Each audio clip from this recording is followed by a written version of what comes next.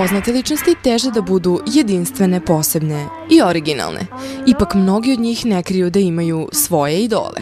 Danijela Karić nema uzora, ali je za potrebe slikanja za izložbu fotografa Stefana Kokovića postala hollywoodska diva. Nas je podsjetila na Marilyn Monroe. Pa eto, ja sam baš htjela vas da pitam na koga vam ličim, tako da, osjećam se baš kao i ona. Onako lepa i glamurozna. Priznala nam je da se unela u ulogu Merlinke i da privatno vrlo često pevuši njene poznate hitove. Nešto, ne znam, mislim da mi baš i ne ide, s obzirom da me podsjeća ovako na...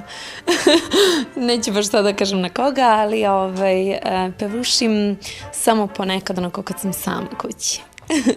Kada se sama probudim, prvo na tebe uvek mislim. Danijelinim transformacijama najviše se raduju njena deca, ćerka Monika i sin Filip.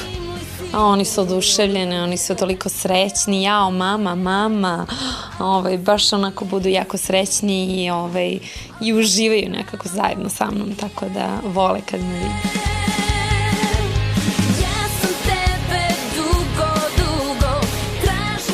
Suprug Nikola nekada je i kritikuje. Pevačica nam je otkrila da to i ne prihvata baš najbolje.